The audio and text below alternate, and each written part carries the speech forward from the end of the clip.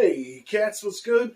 Tonight we got one topic. We're going to ask the question, is the West really ready for World War III or just absolutely delusional? Alright, but you know the deal. You want to hit? Here you go.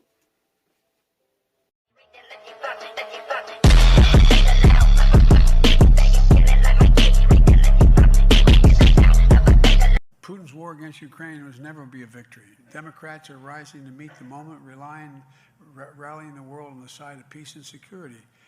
We're showing the strength and we'll never falter. But look, the idea that we're going to send in offensive equipment and have planes and tanks and trains going in with American pilots and American crews, just understand, and don't kid yourself, no matter what you all say, that's called World War III, okay? Let's get it straight here, guys. And today I'm announcing that the United States will be sending 31 Abrams tanks to Ukraine, the equivalent of 1 Ukrainian battalion. Secretary Austin has recommended this step because it will enhance the Ukraine's capacity to defend its territory and achieve its strategic objectives. The Abrams tanks are the most capable tanks in the world. They're also extremely complex to operate and maintain. So we're also giving Ukraine the parts and equipment necessary to effectively sustain these tanks on the battlefield. And we'll begin to train the Ukrainian troops on these issues of sustainment, logistics, and maintenance as soon as possible. Good morning, savages. Thanks for coming. Welcome in as always. Like I said, we're touching on one topic this morning, and pretty easy to deduce from that intro, I'm sure. But it's the question: is the West ready for World War III? All right. In the intro there again, you got the CO Bedriddens with Biddens, March 2022, tell you that sending tanks, planes, and teams into Ukraine would be World War III, to not get that confused. And then in the very next clip here recently announcing sending 31 Abrams tanks, our most advanced machinery as far as that class is concerned, to the Ukrainians, along with parts and teams to instruct in the maintenance and operation of, right? So boots on the ground, regardless of what they want to call it, actually absolutely being pushed into starting a all-out assault with Russia. And then this is happening during, the worst time. But if you don't believe me, here's just one little snip of a high-ranking EU member out of Germany. Her name is Ariana Baerbock, and she's going to say the quiet part out loud for you. All right, smell this. I've said already in the last days, yes, we have to do more to defend Ukraine. Yes, we have to do more also on tanks. But the most important and the crucial part is that we do it together and that we do not do the blame game in Europe, because we are fighting a war against Russia and not against each other. Right? Again, quiet part out loud. She literally came out and said, we are at war with Russia. Not Ukraine's at war with Russia, not we are helping to defend Ukraine. We are at war with Russia, right? The rest of what she said obviously pertaining to Europe. But make no mistake that we are wrapped up in this knee deep. Obviously, 100 billion or so in, not including all the arms and, yada, yada. Again, this is happening at a terrible time. This is happening during the shrinking process of the West military due to recruitment issues and, through, self-destruction, really.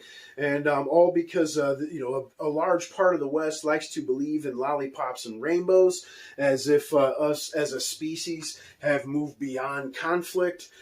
Absolutely, asinine and immature to believe so.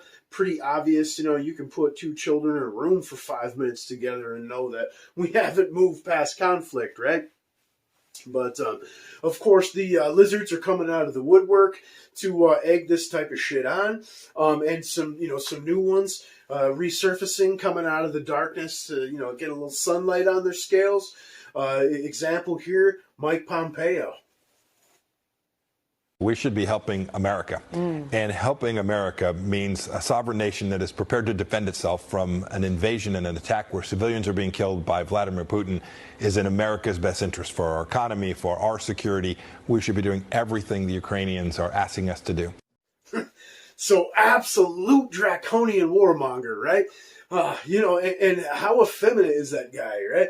We should do whatever Ukraine tells us to do, right? I mean, ridiculous shit. Like he tells you it's in America's best interest overall, and especially the old economics, right?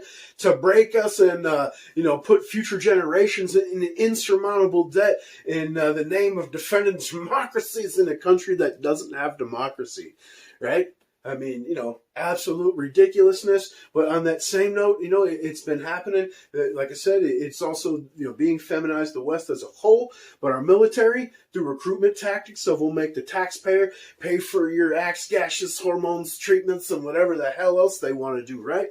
But also through the re-education of current soldiers, all about race, gender, and equalities, man. I mean, it's absolute ridiculousness. And just to give you a glimpse, we'll show you some recruitment videos here. We'll start off with the U.S., and I'm sure you're going to notice a pattern as we move along here, all right? So check it out. It begins in California, with a little girl raised by 2 moms. Although I had a fairly typical childhood, took ballet, played violin, I also marched for equality. I like to think I've been defending freedom from an early age. Standing at the altar to marry my other mom. With such powerful role models, I finished high school at the top of my class, and then attended UC Davis, where I joined a sorority full of other strong women.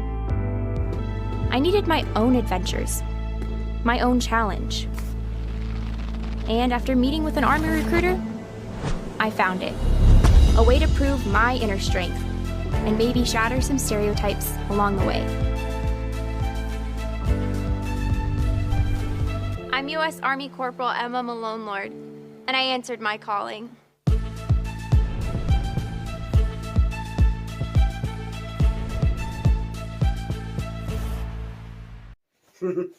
Nothing says feared military like, strong women that fight for equalities, right? Some funny shit. I mean, well, I guess it would be funny if it wasn't my country, but unfortunately it is. It's actually a little bit scary to me. You can say what you want, but I believe in freedom. I mean, freedom to be who you want, do whatever the hell you want. I just choose not to partake, and I don't want my country defended by someone that's worried about what other people are calling them. You know what I'm saying? But we'll move on now. Here's Britain.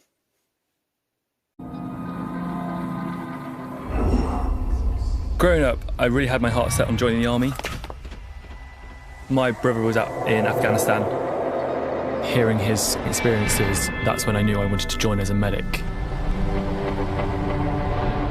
I was really worried about whether I'd be accepted, but within days, I was more than confident about being who I was.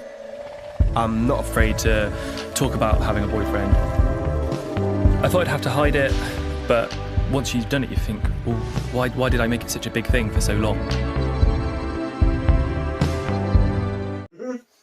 Noticing a little pattern there, huh? I mean, as if any of this has anything to do with the ability to, fight, murder, and just be an overall brute. I mean, in reality, that's what you want your military for.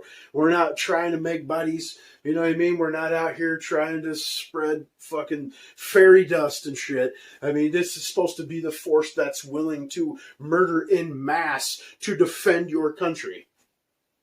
Okay? But we'll move on. Next, the old Russia, all right? Tell me if you see a difference. Первый день твоей новой жизни. То, что было вчера, не имеет значения. То, кем ты был прежде, уже никого не волнует. Теперь важно то, кем ты будешь сегодня. Что ты знаешь о себе? На что ты способен? Вопросы могут остаться без ответов, но разве ты сможешь потом спокойно спать? узнать себя, познать границы своих возможностей. К черту границы. Ты готов ломать себя до изнеможения. Каждый день здесь боль закаляет. Шрамы, повседневность. Это ты решил себе что-то доказать. Командир здесь только для того, чтобы ты мог увидеть в нем врага. Потому что без врага нет боя, а без боя нет победы. Но на самом деле, главный враг — это ты. Вчерашний ты. Твоя задача — выследить врага, догнать его, превзойти, стать лучше, чем он, и вернуться назад победителем. Потому что завтра первый день твоей новой жизни. Obvious stark differences. One side's recruiting men, trying to build killing machines. The other's spreading rainbows. Right? Some fucking self-flagellation, basically. But this also comes on the back of things that the media is not covering, like the fact that our top brass is over there with our allies, checking their readiness. And one of our senior generals has came out and said that Britain is a grade B fighting force at this point, and that France, who we all like to think of as the real puddins, are actually a much more trained and equipped force to defend the EU as far as that's concerned. Right? So we're ready to walk into the Valley of Death with underfunded, undertrained, and under-equipped allies. Good times for everybody involved. This also comes on the back of Air Force General McGonigal coming out and saying that he sees us in armed conflict with China by 2025, and that preparation should begin as soon as next month. Right? So the butter's getting thinner and thinner, Bobby. You know what I'm saying? Economically, militarily, we're the issue with depleted emergency oil reserves, also the arms and ammo that we have steadily shipped to Europe at this point. But a little comic relief on top of that, we have Guy van Hofstede. He was the ex-prime minister of Belgium and a very high-ranking member of the EU Parliament. Right? He recently come out and said that if it wasn't for Brexit, Hitler's peace Putin's wouldn't have invaded the Ukraine. Right? As if one of the largest countries in the world and the most nuclear-armed country in the world can't look over at a set of little tiny islands and see them for the self-deluded shell that they've become. Right? Because the rest of us see that shit. But on the real, beyond the threat of mutual destruction, the only thing that keeps other countries in line is the fear of American wrath, right? And at this point, that is our most depleted asset, with the mean potato as commander-in-chief. If you guys remember during Trump's tenure, he was, these threats were made as well. And his reply was, "I'll melt those gold domes in Moscow, old Hitler's peace." Right? So you need a strong man in place. It's a little unpredictable to put the fear of God in some people, I guess. All right? And we obviously don't have that. All right? But you guys tell me what you think. Let's argue, debate. Tell me to fuck off.